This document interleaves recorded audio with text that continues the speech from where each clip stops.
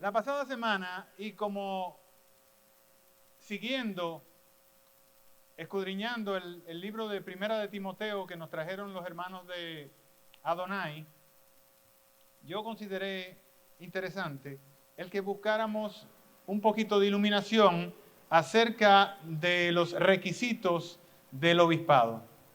Y estuvimos trabajando en ello. Dimos una pequeña introducción en la carta de Pedro acerca de cuáles son los deberes de cada uno de nosotros, independientemente de que deseemos o no ser obispos, pero sí las necesidades que son señaladas por la palabra como necesidades propias de todo cristiano.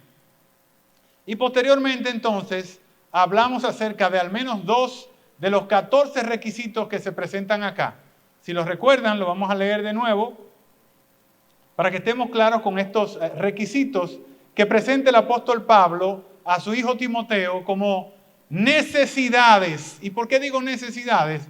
Porque aquí lo que aparece es la repetición de 2 palabras que indican exactamente eso. En el versículo 2 dice, pero es necesario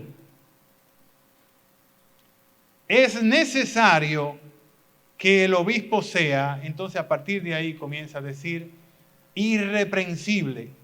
Escudriñamos esa palabra el miércoles pasado y nos dimos cuenta que irreprensible no significa santo, sino una persona que está dispuesta en todo momento a hacer lo correcto delante del Señor, con fallas, con problemas, con tropezones, pero siempre mirando la persona de Jesucristo. ¿Y cómo decíamos esto? Decíamos, Pablo dice que él es irreprensible. ¿Recuerdan eso? La semana pasada hablamos acerca de eso. Pablo mismo dice que en cuanto a la ley, él se considera irreprensible. Nadie le puede reprochar que haya hecho o haya roto deliberadamente uno de los mandamientos. Sin embargo, posteriormente en Primera de Corintios él dice, él es el primer pecador del planeta.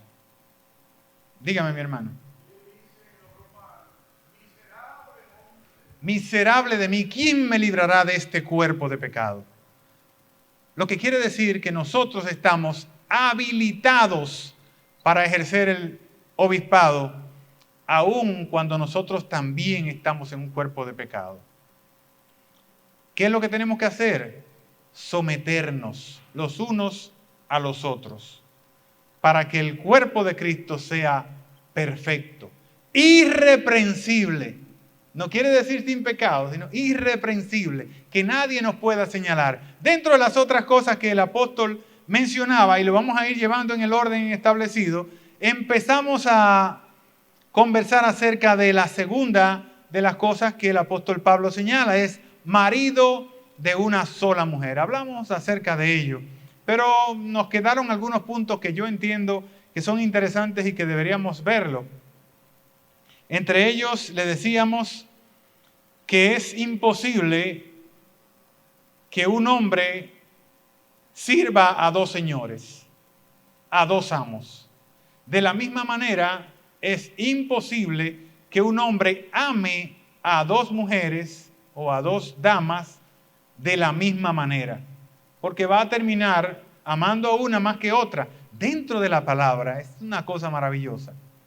Dentro de la palabra se señalan algunos personajes históricos, sobre todo de los patriarcas, que pudieron tener más de una mujer. Y cada vez que se señala uno de esos, siempre señala que fulana era la preferida de él. Entonces, un hombre irreprensible no debe tener una favorita. No debe comportarse de una manera con una y de otra manera con otra. Por eso el apóstol Pablo señala con toda claridad que el hombre debe ser de una sola mujer.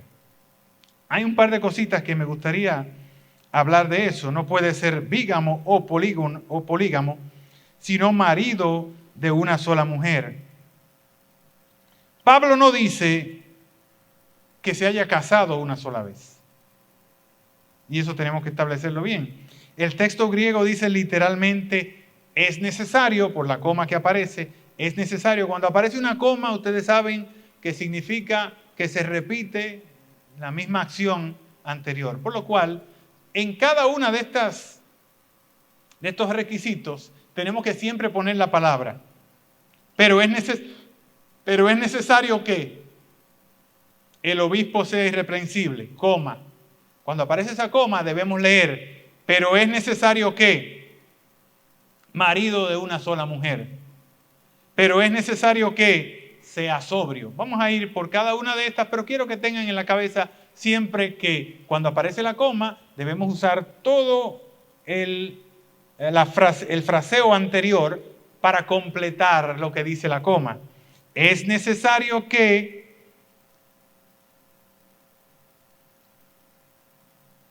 haya sido en griego, literalmente, es necesario que sea marido de una sola mujer. Pablo no condena el segundo matrimonio y hay algunas cosas que se establecen dentro de la palabra que en algunas ocasiones la hemos estudiado y que sería bueno que para que completemos el esquema también hablemos acerca de ello.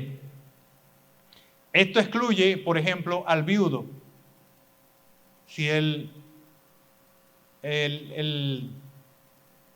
siervo del Señor, si el aspirante a obispo perdió su esposa, pues vuelve a casarse, pero es marido de una sola mujer. Estamos hablando de que son circunstancias diferentes. Él no está hablando de que ha de ser como la cotorra, que fue marido de una persona, de otra cotorra, y ya eso es per seculam seculorum. Eso está claro, ¿verdad que sí?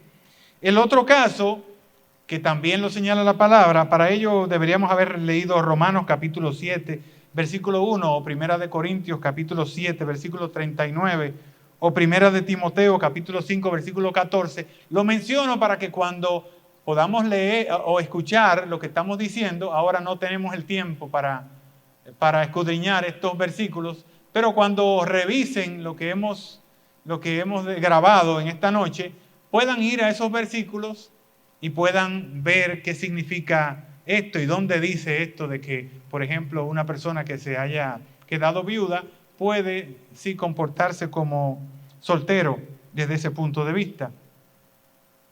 Y el otro caso está en Mateo 19:9, cuando se le pregunta al Señor que cuando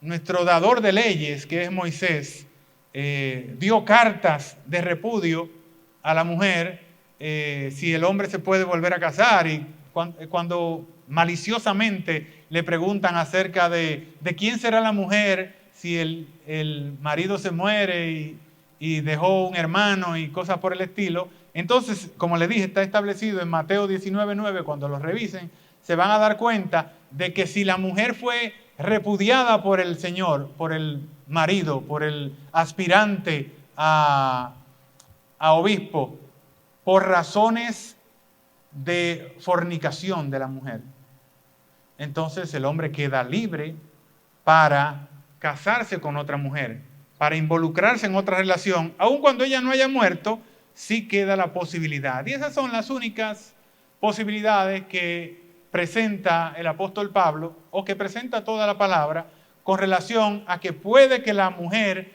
todavía esté en condiciones, todavía esté viva, pero que eso no impide que el siervo del Señor pudiera ser candidato a obispo. Seguimos leyendo. La próxima palabra es sobrio. Y yo voy a atar esa palabra a la próxima palabra. Porque nosotros decimos, ¿recuerdan el ejercicio que hicimos el domingo? De lo contrario de, ¿fue el domingo o fue el sábado? ¿O fue el viernes? Creo que fue el viernes. Que decíamos, ¿qué es lo contrario de tal cosa? ¿Qué es lo contrario de tal otra cosa? Fue el viernes. Yo le decía ¿Qué es lo contrario del amor? Decía Castro, me decía el odio en automático. Me dice mi hermano que es el egoísmo. Y así cada uno tendrá su versión. ¿Qué es lo contrario a la sobriedad? ¿Con? Ebriedad, o sea, vino en la sangre del personaje, ebrio, alcohol, pero realmente no. Es por ahí que va. Sobrio es de conducta. Ok, no necesariamente, para que vean que no necesariamente el contrario de una palabra es realmente, lo que nosotros tenemos en la cabeza como el opuesto a la palabra, es realmente lo que encaja en esta situación. De hecho, más adelante el apóstol Pablo nos va a decir, no dado al vino. Entonces, si hubiese puesto sobrio como contrario a ebrio, como decía mi hermano Guillermo, entonces no hubiese puesto no dado al vino, porque él ya sobrio lo está. Ahora, ¿cuándo una persona es sobria? Cuando tiene ruedos en el pantalón. Es sobrio porque no es un hombre de relajo, no es un hombre disolutivo, o sea, no se pierde en las cosas, sino que está concreto, monolítico, unido, único, íntegro. Entonces la palabra sobriedad a lo que hace alusión realmente es a único, íntegro. Integridad, en este caso, es lo que significa sobriedad. ¿Usted quería aportar algo, mi hermano? Usted debería tener un micrófono porque esto lo están grabando. Entonces, una persona estable es una persona sobria, una persona que tiene buenos cimientos. ¿Verdad que sí? Una persona, cuando en Primera de Tesalonicenses, capítulo 5, en los versículos que van entre el 6 y el 8, el apóstol Pablo dice, velemos y seamos sobrios. No quiere decir velemos, o sea, estemos en velo, mirando todo el tiempo, y sobrio es tomando alcohol o fuera de alcohol. Está hablando de otra cosa completamente diferente. Está hablando acerca de la postura del hombre. De manera que aquí yo quiero atar el asunto de sobrio al asunto de prudente, que es la próxima, que tienen muchísimo que ver, que están bastante bien ligados esas dos palabras, sobrio y prudente. Prudente quiere decir que toma las mejores decisiones. Dígame, mi hermano. Ajá. Uh-huh.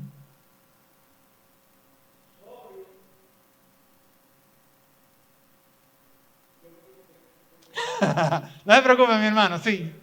Pero vamos en ese orden. Marido de una sola mujer, lo establecimos, ahora sobrio. Y quiero amarrar a sobrio con prudente. Fíjense que no dice, dentro de los 14 que leyó mi hermano Arroyo, no habla ni de una persona sabia. El obispo no tiene que ser un sabio. No tiene que ser, yo leí, creo, no lo leí en aquella ocasión, pero yo tengo aquí una serie de cosas en las que el obispo no debe ser. El obispo no tiene por qué ser simpático. No tiene por qué llevarse bien con todo el mundo. El obispo tiene que tener estas condiciones que estamos hablando. No tiene por qué ser atractivo. Pero lo más importante es que no busquemos en el obispo un tipo que sepa de todo, un sabio. Busquemos en el obispo una persona que sea prudente, que sepa tomar decisiones. Segundo, próxima, decoroso. el obispo no puede presentarse a sí mismo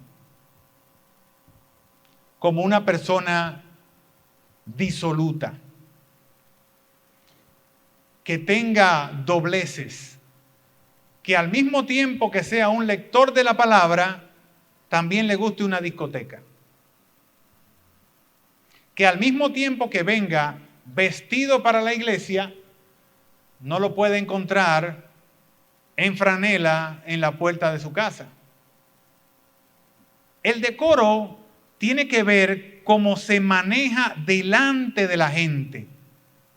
El manejo delante de la multitud. Una persona decorosa sostiene una buena imagen. No solamente para la iglesia, como les dije.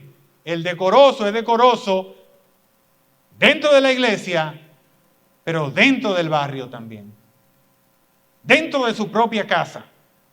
Una persona decorosa es una persona que maneja el pudor. Usted no puede o no debe encontrar un pastor, un obispo, que porque hace mucho calor, él está desnudo en su casa.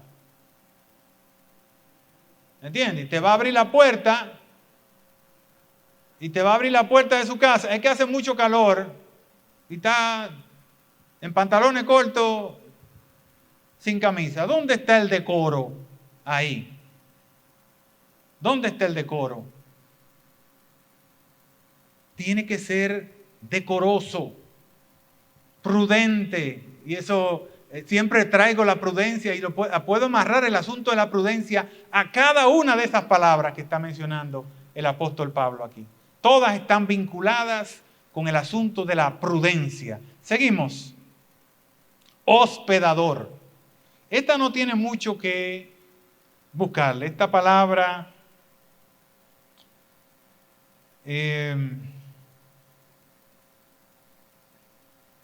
no hay que buscarle mucho. Hospedador es una persona que siente lo que el Señor Jesucristo sintió por las ovejas que no tienen pastor. Ese sentimiento de empatía, de ponerse en la posición de los otros, eso define prácticamente a un obispo. El obispo tiene que ser una persona que sienta por el otro, no necesariamente por uno de los de su rebaño, pero si viene alguien de fuera, el obispo tiene que saber que hay necesidades que cubrirle a esa persona. Mucho más cuando se trata de la familia de la fe. No hay que buscarle mucho. Hospedador. Nos quedamos con esa. Apto para enseñar. Tampoco hay que buscarle mucho esa otra palabra. Yo tengo un listín de cosas aquí que tienen que ver con el asunto de la enseñanza, de la predicación. Segunda de Timoteo 4:2, Primera de Tesalonicenses 5:6, Primera de Pedro 1:13, Hechos 20:24.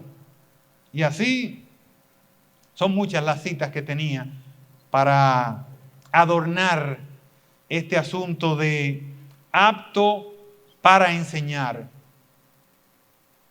No nos va a alcanzar el tiempo, es mejor que no los agobie con estas que faltan, que todavía las voy a mencionar, las que faltan, y si hay otra oportunidad más adelante, algún otro miércoles, entonces nos enfocamos así como nos enfocamos en esta, y lamentablemente discutimos algún puntito que no estaba dentro de los planes, pero sabemos que estamos bajo la voluntad del Santo Espíritu. Así que vamos a limitarnos a leer las que faltan y en otra oportunidad habremos de discutirla entre nosotros porque yo entiendo que todas son súper interesantes y todas debemos conocerlas. No dado al vino, ya la había avanzado. ¿Quería decir algo?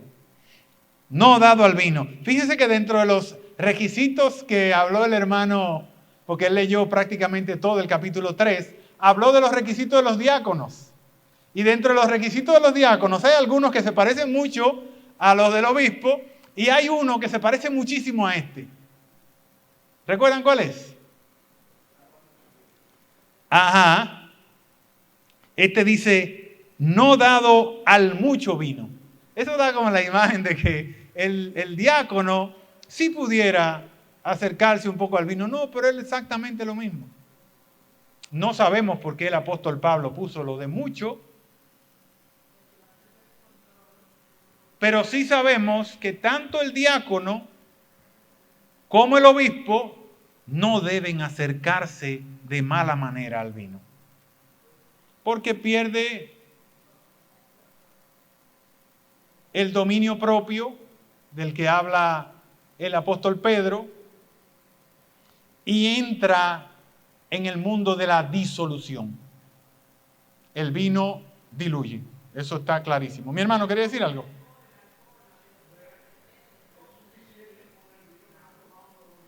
Debe ser suficiente. No dado al vino, no hay ninguna necesidad. Dígame, mi hermano.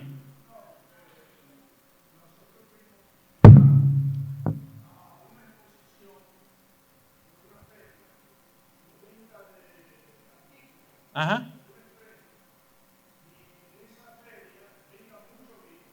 Sí.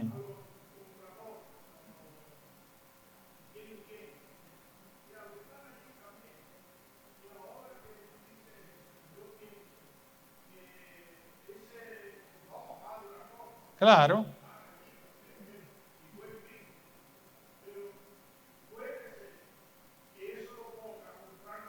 Claro, eso tiene un objetivo.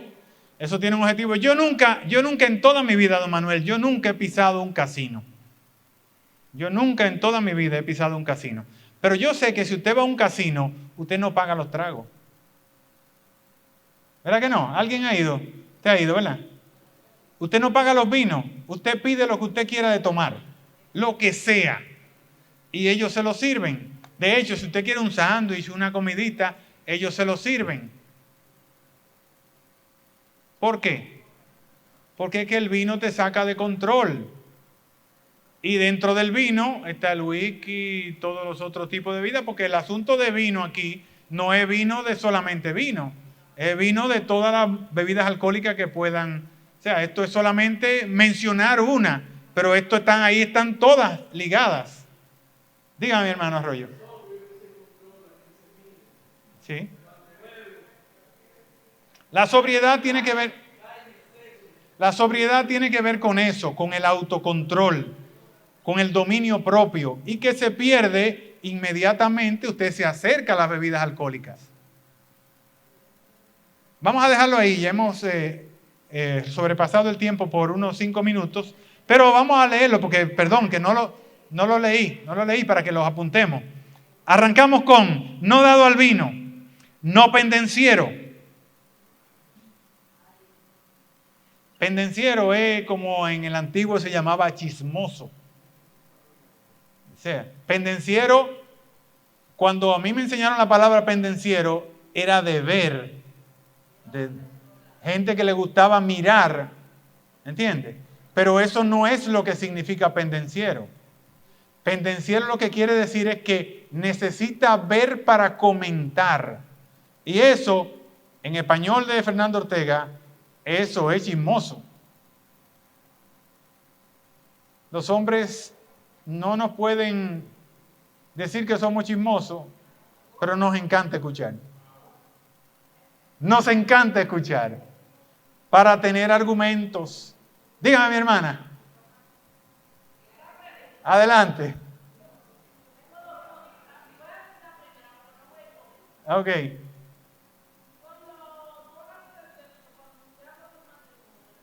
Ajá.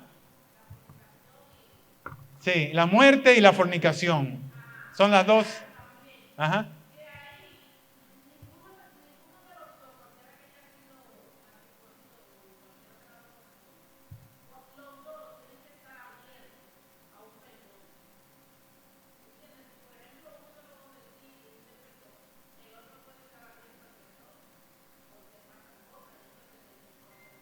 Eso no es harina de este costal.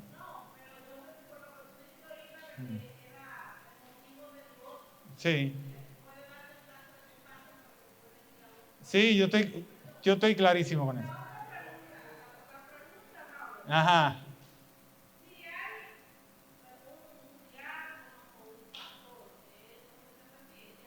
Ujú. Sí. No es diácono, estamos hablando exclusivamente de los pastores, en este caso. Ajá. Sí.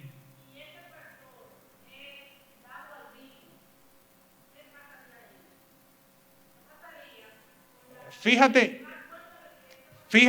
fíjate que la propuesta del apóstol Pablo es a la elección.